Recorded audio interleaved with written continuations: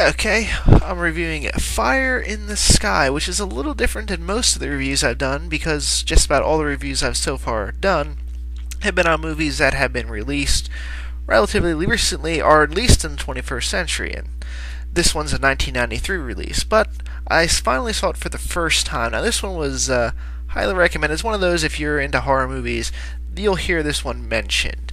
And, well, if you saw The Fourth Kind and liked it, this is better. In fact, if you saw The Fourth Kind and you didn't like it, this is better. This is basically was considered like the quintessential alien abduction horror movie. Kind of what The Fourth Kind was supposed to be, but didn't really accomplish it because it was trying to do too many things.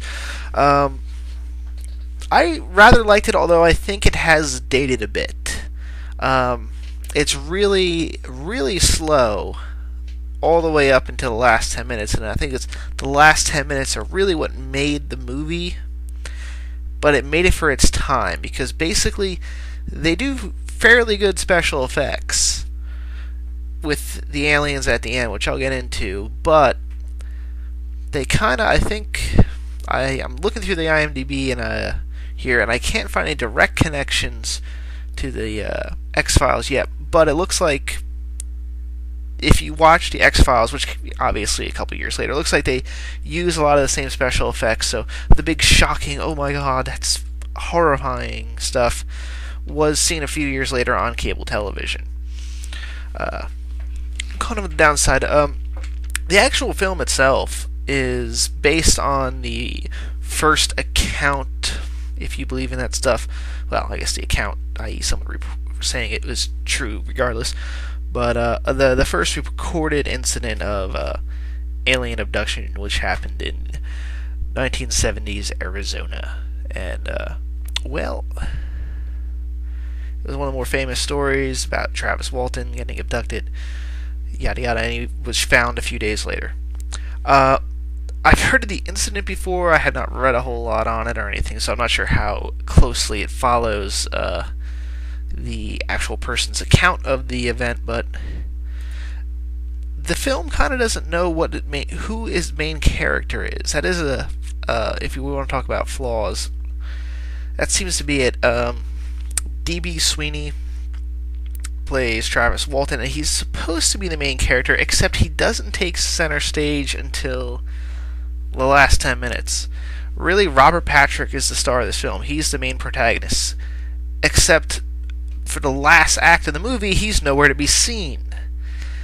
It's a really, from a narrative perspective, the movie doesn't really pick up where we're kind of following both at first, where we would be used to this. It really follows Robert Patrick for the first 2/3 of the film, and he just disappears, and then we follow D.B. Sweeney's character. It really, from a narrative perspective, it brings the film down. But Robert Patrick stuff's actually rather interesting in how they filmed it, but they kind of mess it up. It suffers from, well, let's face it, it does a good narrative, at least his characters, of being a kind of whodunit. Did he really get abducted, or did these guys kill him in the woods? Because they report the incident, and we have James Gardner's character come in and is pretty certain that they probably actually killed him and is trying to figure out why. And the way it's written and the way it's acted, you can kind of see, well, is this actually true, or did they really kill him? And the dialogue is written that way, but it gets ruined by the fact that they actually show the abduction. They actually show a flying saucer coming down. If they didn't really reveal that part, or even if they showed it, it was more of, let's say they used a film filter on it that made it a little bit more grainy, or something that would show, hey, this is either maybe a flashback, maybe this is how they told the story. It would have been a hell of a lot more effective. Instead, it's kind of presented to us, at least the abduction part, as being part of the overall narrative. So there's no question from the audience perspective, yeah, there are aliens out there and he got abducted.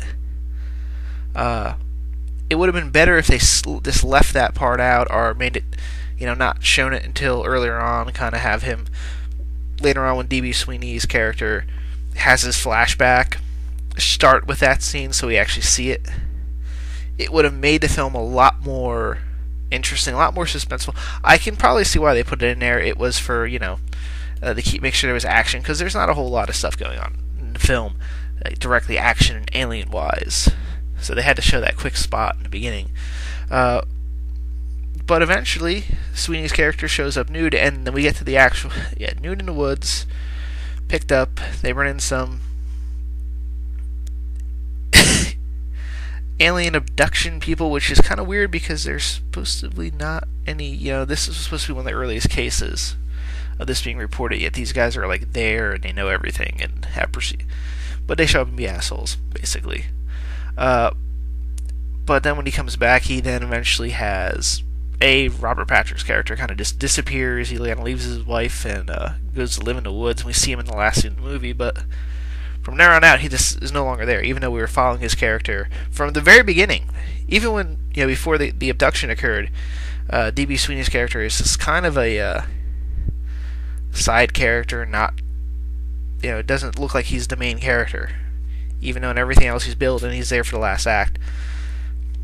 Can't get over that because it's really disjointing. But then we see his experiences when he's abducted. And for the special effects, it's cool. They kind of explain how the aliens, their look is a little different than the traditional look. They're still kind of skinny, which I'm curious how whether they got actors that were just like really bare like bones to be able to fit these suits.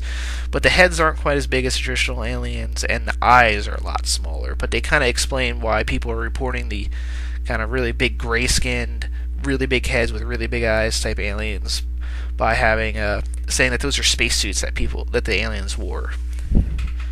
It's interesting. It's also kind of trippy in the space ship because he's kind of floating around, but then there's gravity that works. It's like you're not sure how the laws are applying there. You're also not sure. You kind of question why the aliens are able to just drag him around all over the place, because at one point when he's in there, he like drop kicks one sort of and kicks the helmet off. You get the aliens, so it's not like they're super strength aliens apparently. But eventually, they slap him down and it's time for probing. I do like how they basically vacuum seal him onto the table. An interesting way to hold him down. You kind of get it point. It looks rather high tech, or a rather interesting concept. Again, I'm not sure if that's from his account or they just added it because their effects guy says this will look cool. But regardless, the aliens strap him down, start probing him and stuff, and then he just flashbacks over. And then they go out to the field with. He finds Robert Patrick's character. He takes him out, and they have a little conversation, and the film ends. It's really those last 10-15 minutes are all you watch this film for.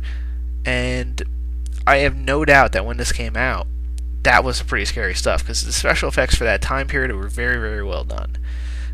Like I said, the only problem was you saw the same effects on television on the X-Files. Still, I would still recommend this over The Fourth Kind.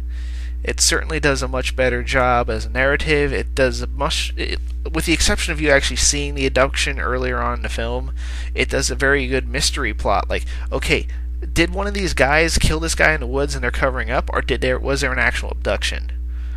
It's still worth it for that. Or I suppose if you're really just into aliens and all that stuff, this is probably one of the Holy Grail films, and you've probably already seen this. So I hope I don't. I hope I didn't overly offend you then, given that it's not a glaringly approval. But you know what? If you're a horror fan, it's still worth checking out. There's certainly a lot worse horror films floating around out there. Well, that is all I have to say on this film. Signing off.